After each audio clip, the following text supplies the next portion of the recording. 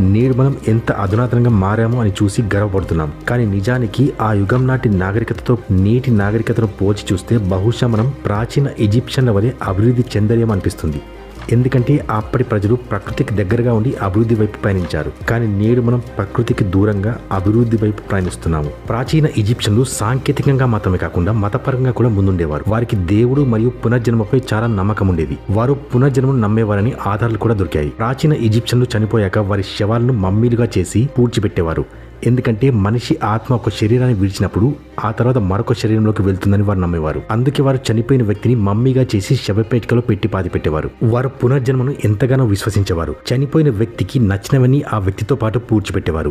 అతని దగ్గర ఆహార పానీయాలు, దంతాలు శుభ్రం చేసుకోవడానికి టూత్ పేస్ట్ లాంటిది మరియు కంటిలో పెట్టే సూర్మా కూడా పూడ్చిపెట్టేవారు. చనిపోయిన వ్యక్తిని పూడ్చిపెట్టేటప్పుడు ఆ వ్యక్తి శరీరం నుండి కొన్ని భాగాలు తొలగించేవారు. కిడ్నీస్ మొదలైనవి తొలగించేవారు. ఆ వ్యక్తి మెదడును కూడా ముక్కు ద్వారా తొలగించేవారు మరియు ఆ వ్యక్తిని అతని హృదయంతో పాటు పాతిపెట్టేవారు.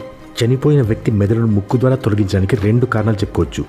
మానవులు ఆనందం మరియు దుఃఖాలను తమ హృదయంతోనే అనుభవిస్తారని వారు నమ్మేవారు. అందుకని ఆ వ్యక్తిని హృదయంతో పాటు పూడ్చిపెట్టేవారు. ఎందుకంటే ప్రాచీన ఈజిప్షియన్లకు మెదడు గురించి పెద్దగా అవగాహన ఉండేది కాదు. అందుకే వారు మెదడు గురించి పెద్దగా తెలుసుకోవడానికి ప్రయత్నించలేదు. 2వ కారణంగా మానవ శరీరంలోని కొన్ని అవయవాలు మరియు మెదడు కూడా త్వరగా కుళ్ళిపోయే అవకాశం ఉన్నందున మమ్మిఫై చేసిన ఆ బాడీ త్వరగా కుళ్ళిపోయే అవకాశం ఉంటుందని ఈజిప్షియన్లు వారి బాడీ నుంచి ఈ అవయవాలను తొలగించేవారు. ప్రాచీన కాలంలోని ఈజిప్ట్ రాజు చనిపోతే అతని సేవకులను కూడా అతని మమ్మీతో పాటే సజీవంగా పాతిపెట్టేవారు. రాజు పునర్జన్మ పొందినప్పుడు అతని భద్రత కోసం ఈ సేవకులు అతనితో ఉంటారని వారు నమ్మేవారు.